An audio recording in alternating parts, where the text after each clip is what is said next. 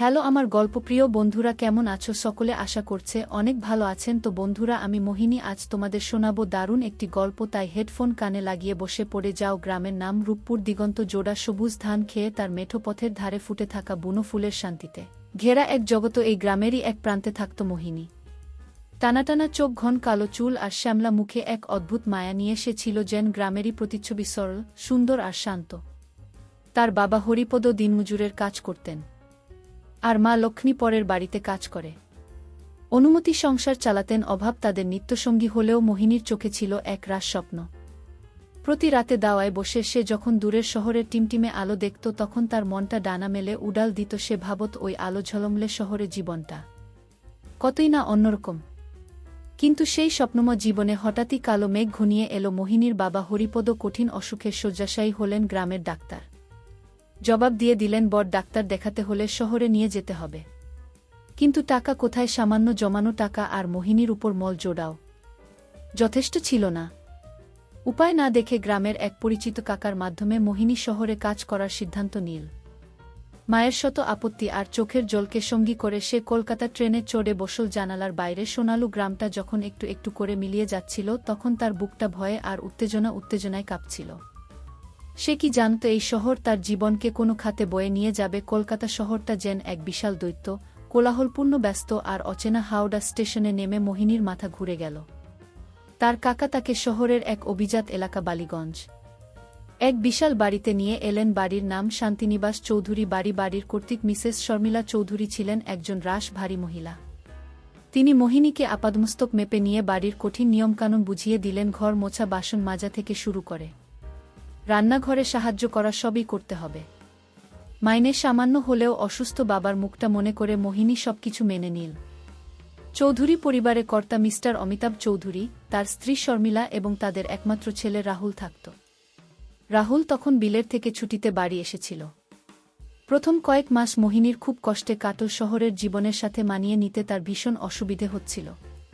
গ্রামের সেই শান্ত পরিবেশের জন্য মন কেমন করত। মিসেস চৌধুরীর কড়া শাসন আর অন্য কাজের লোকেদের টিপ্পনী ছিল তার নিত্যসঙ্গী। এই কঠোর রুটিনের মধ্যেই এক পশলা বৃষ্টির মতো তার জীবনে এলো রাহুল। সে ছিল তার বাবা মায়ের থেকে সম্পূর্ণ আলাদা, শান্ত, ভদ্র এবং কিছুটা একাকী। একদিন সন্ধ্যায় বাগানে কাজ করার সময় হঠাৎ কালবৈশাখী ঝড় উঠলে মোহিনী বারান্দা আশ্রয় নেয়া। সেখানেই দাঁড়িয়ে বৃষ্টি দেখছিল রাহুল। মোহিনীকে দেখে সে মৃদু হেসে তার নাম জিজ্ঞেস করে। সেই প্রথম চৌধুরী বাড়িতে কেউ তার সাথে এত সুন্দর করে কথা বলল। এরপর থেকেই তাদের মধ্যে ধীরে ধীরে কথা শুরু হলো। রাহুল তাকে বই এনে দিত, তার সাথে গ্রামের গল্প শুনত, নিজের একাকী জীবনের কথা বলত।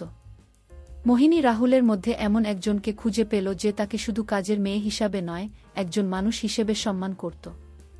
নিজের অজান্তেই মোহিনীর মনে রাহুলের জন্য এক বিশেষ জায়গা তৈরি হতে শুরু করল। তাদের সম্পর্কটা গভীর হতে বেশি সময় লাগল না। রাতের নিস্তব্ধতায় তারা লুকিয়ে দেখা করত। রাহুল তাকে গিটার বাজিয়ে গান শোনাত, তার বিলেতের গল্প বলত।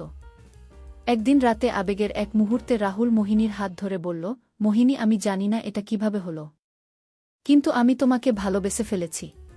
তোমার সরলতা, তোমার সত্যতা আমাকে মুগ্ধ করে। আমি জানি আমাদের মধ্যে অনেক তফাৎ, কিন্তু ভালোবাসা তো কোনো বাধা মানে না। মোহিনীর চোখে আনন্দাস্ত্র চলে এলো। সেও তার ভালোবাসার কথা স্বীকার করল। সেই রাতে তারা একে অপরকে প্রতিশ্রুতি দিল, কোনোদিন একে অপরকে ছেড়ে যাবে না। তাদের ভালোবাসা আরও গভীর হল। মোহিনী তার সর্বস্ব রাহুলকে উজাড় করে দিল, এই বিশ্বাসে যে এই ভালোবাসাই তার জীবনের সবচেয়ে বড় প্রাপ্তি। কিন্তু স্বপ্নেরও শেষ থাকে। রাহুলের ছুটি শেষ হয়ে আসছিল এবং তার আচরণেও পরিবর্তন আসতে শুরু করল। সে আগের মতো আর সময় দিত না। বন্ধুদের সাথে পার্টিতে ব্যস্ত থাকত। একদিন রাহুলের বন্ধুরা বাড়িতে এলে তাদের সামনেই রাহুল মোহিনীকে কাজের লোক বলে পরিচয় দিল। কথাটা একটা ধারালো ছুরির মতো মোহিনীর বুকে বিঁধল। এর কিছুদিন পরেই মিসেস শর্মিলা রাহুলের জন্য এক ধনী শিল্পপতির মেয়ে রিয়ার সাথে তার বিয়ে ঠিক করলেন।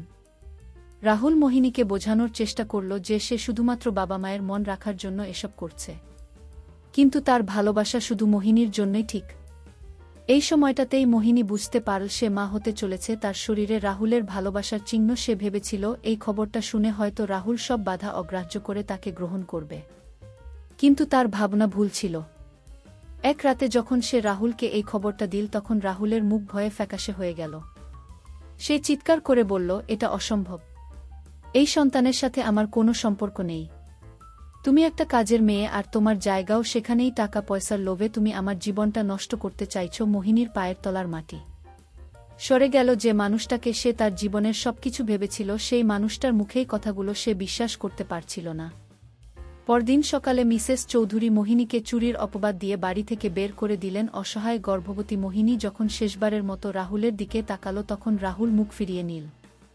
তার চোখে ছিল শুধু ঘৃণা আর অবহেলা। কলকাতা শহরের রাস্তায় একা নিঃস্ব মোহিনী কোথায় যাবে, কি করবে, কিছুই বুঝতে পারছিল না। কিন্তু তার গর্ভের সন্তান তাকে বাঁচার নতুন প্রেরণা দিল। সে হার মানবে না, তার সন্তানের জন্য তাকে বাঁচতে হবে। অনেক কষ্টে সে একটা বস্তি এলাকায় একটা ছোট ঘর তা নিয়ে চায়ের দোকানে বাসন মাজার কাজ নীল। সারাদিন হাট ভাঙা খাটুনি পর সে যখন ঘরে ফিরত, তখন তার শরীর আর চলত না। কিন্তু সে দাঁতে দাঁত চেপে সব কষ্ট সহ্য করত। কয়েক মাস পর মোহিনীর এক ফুটফুটে ছেলে হলো। সে তার নাম রাখল আকাশ। আকাশকে ঘিরেই তার নতুন পৃথিবী তৈরি হল। দিনরাত পরিশ্রম করে সে ধীরে ধীরে নিজের ভাগ্য বদলাতে শুরু করল। চায়ের দোকান থেকে কাপড়ের দোকানে কাজ, তারপর সেলাই শিখে নিজের ছোট একটা ব্যবসা। তার সত্যতার পরিশ্রমে সেই ব্যবসা একদিন বড় হল। যে মোহিনী একদিন চৌধুরী বাড়িতে কাজ করত, সে আজ নিজের পায়ে দাঁড়িয়েছে। তার ছেলেকে শহরের একটা ভালো স্কুলে ভর্তি করিয়েছে। প্রায় 10 বছর পর একদিন মোহিনী তার ছেলের স্কুলের সামনে অপেক্ষা করছিল। হঠাৎ একটা দামি গাড়ি তার সামনে এসে থামল। গাড়ি থেকে যে নামল তাকে দেখে মোহিনীর বুকের ভিতরটা কেঁপে উঠল। রাহুল। তার চেহারায় বয়সের ছাপ, আগে সেই জৌলুস আর নেই।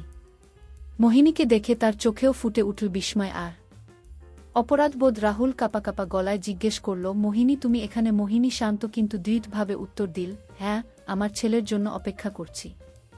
ঠিক তখনই আকাশ দৌড়ে এসে মোহিনীকে জড়িয়ে ধরে বলল, মা চলো বাড়ি যাই। রাহুল অপলক দৃষ্টিতে আকাশের দিকে তাকিয়ে থাকল। তার চোখ দিয়ে জল গড়িয়ে পড়ল। সে ফিসফিস করে জিজ্ঞেস করল, ও কি আমার? মোহিনী তাকে কথা শেষ করতে দিল না। সে আকাশের মাথায় হাত রেখে বলল, না, ও শুধু আমার ছেলে, আমার আকাশ। ওর পরিচয়ের জন্য কোনো চৌধুরী পদবীর দরকার নেই।